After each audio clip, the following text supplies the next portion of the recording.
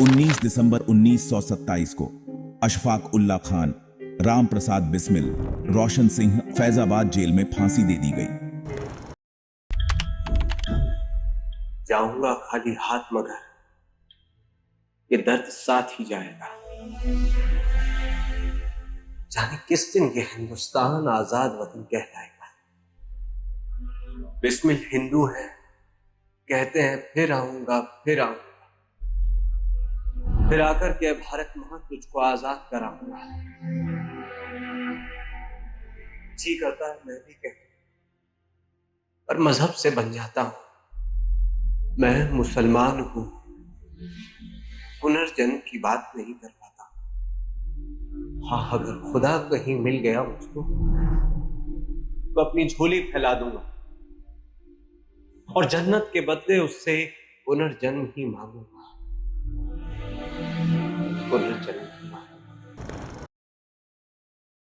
उनके बलिदान ने अंग्रेजी शासन के खिलाफ गुस्से और आक्रोश की आग भड़का दी। उनकी शहादत भारत के स्वतंत्रता आंदोलन के लिए एक जंगी नारा बन गई। अशफाक उल्ला खान ये नाम भारत के इतिहास में सुनहरे अक्षरों में लिखा है। 22 अक्टूबर 1900 को उत्तर प्रदेश के शाहजहांपुर में जन्मे अशफाक मानो महानता के लिए ही बने थे। बचपन से ही उनमें अद्भुत साहस और अपनी मातृभूमि के लिए अटूट प्रेम दिखाई देता था।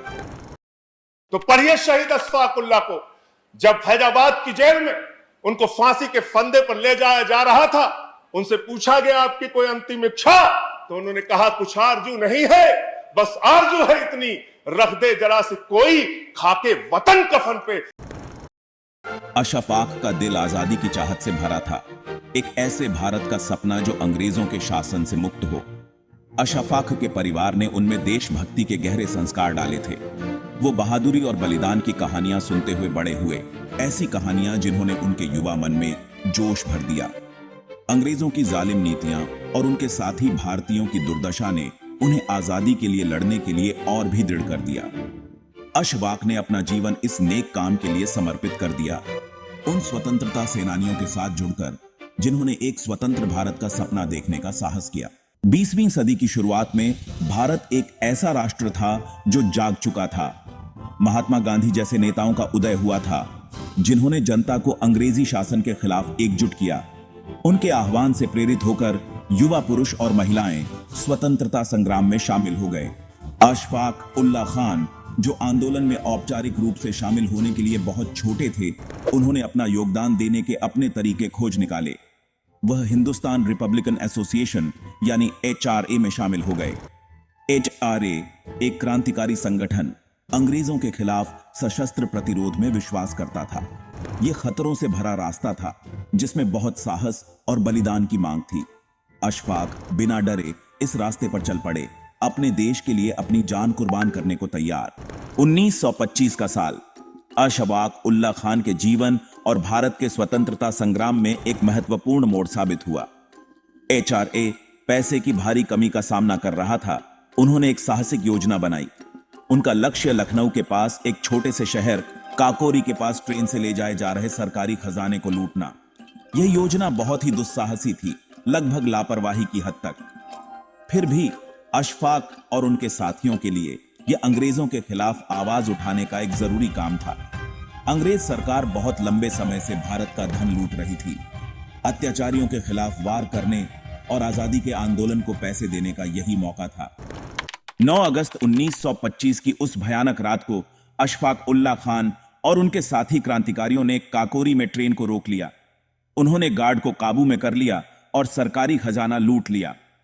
बड़ी ही सफाई से अंजाम दिए गए इस ऑपरेशन ने अंग्रेज प्रशासन को हिलाकर रख दिया।